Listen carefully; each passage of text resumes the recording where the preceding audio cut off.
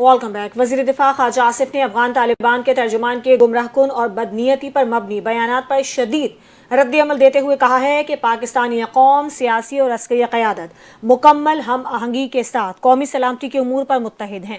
وزیر دفاع نے ایکس اکاؤنٹ پر جاری بیان میں کہا کہ پاکستان کی سیکیورٹی پالیسیز اور افغانستان سے متعلق جامع حکمت عملی پر قومی اتفاق رائے موجود ہے۔ انہوں نے کہا کہ پاکستان اور خصوصاً خیبر پختونخوا کے عوام افغان طالبان کی سرپرستی میں جاری بھارتی پراکسیز کی دہشت گردی سے بخوبی واقف ہیں اور اس بارے میں کوئی ابہام نہیں۔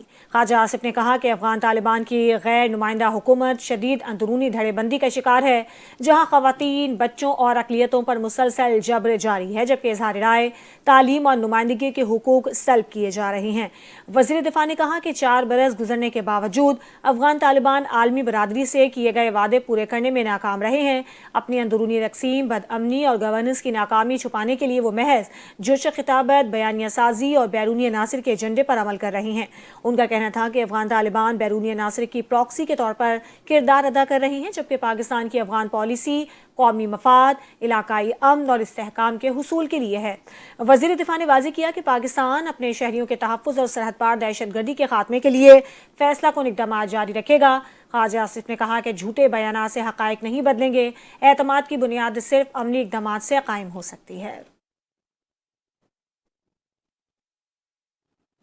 استنبول مذاکرات سے متعلق حقائق کو توڑ مروڑ کر پیش کیا گیا۔ پاکستان نے افغان طالبان کے ترجمان کے گمراہ کن بیانات کو مسترد کر دیا۔ وزارت اطلاعات و نشریات کے مطابق پاکستان نے افغان سرزمین پر موجود دہشت گردوں کی گرفتاری کا مطالبہ کیا۔ افغان فریق کے دعوے پر پاکستان نے فوری طور پر تحویل کی پیشکش کی۔ پاکستان کا موقف واضح، مستقل اور ریکارڈ پر موجود ہے۔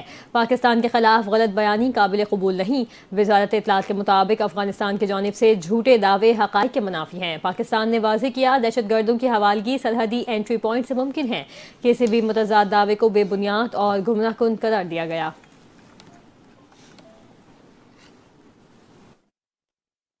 پشاور کے سی ٹی ڈی تھانے میں شارٹ سرکٹ کے باعث دھماکہ ہوا ہے۔ پولیس ذرائع کے مطابق دھماکے کے نتیجے میں ایک اہلکار جاں بحق جبکہ ایک زخمی ہے۔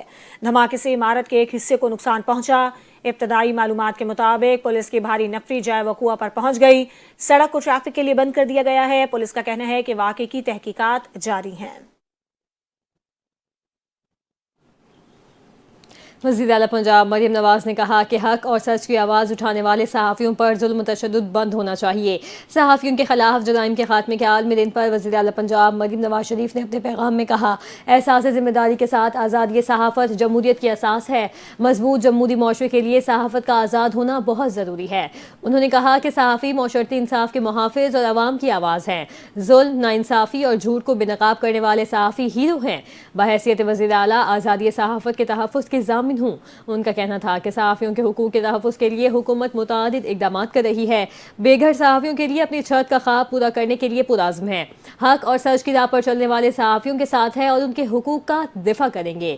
مریم نواز نے مزید کہا، یہ دن منانے کا مقصد حق اور سچ کی پاداش میں قتل ہونے والے یا تکلیفیں سہنے والے صحافیوں کو یاد کرنا ہے۔ پنجاب میں صحافی اور صحافت محفوظ ہیں۔ اللہ تعالیٰ کے فضل و کرم سے یہاں ان کے قتل و تشدد کے واقعات نہ ہوئے، نہ ہی ہوں گے۔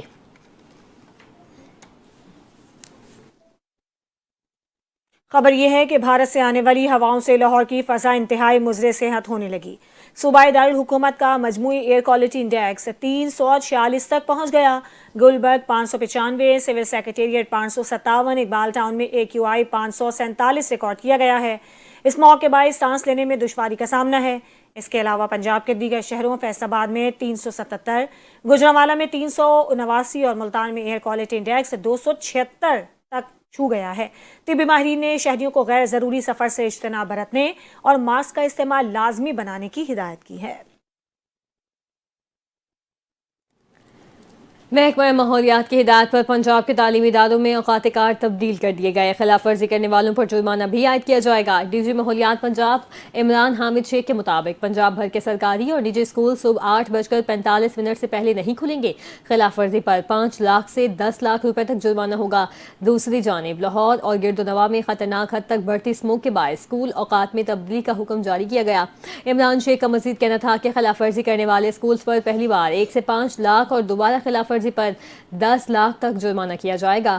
حکم نامہ 31 جنوری 2026 تک نافذ رہے گا۔ ماحولیاتی تحفظ کے لیے سخت اقدامات جاری ہیں۔ 19 سے 30 اکتوبر تک لاہور میں ایئر کوالٹی انڈیکس 300 سے 400 تک جا پہنچا ہے۔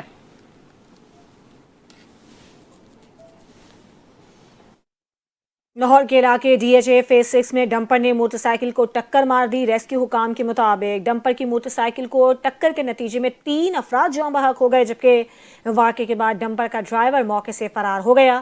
تفصیلات کے مطابق جاں بحق افراد کا تعلق ضلع قصور سے تھا۔ ان افراد کی لاشیں ڈیڈ ہاؤس منتقل کر دی گئی ہیں اور پولیس حکام کا کہنا ہے کہ فرار ہونے والے ڈرائیور کی تلاش شروع کر دی گئی ہے۔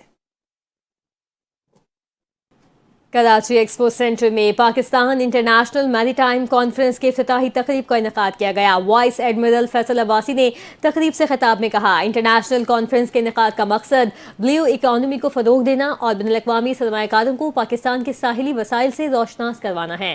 وائس ایڈمرل فیصل عباسی کے مطابق پاکستان انٹرنیشنل میری ٹائم ایکسپو اینڈ کانفرنس میں دنیا کے 44 ممالک کے 103 عالمی وفود شرکت کر رہے ہیں، جو پاکستان کے بحری شعبے پر عالمی اعتماد اور سرمایہ کاری کے بڑھتے ہوئے رجحان کا مظہر ہے۔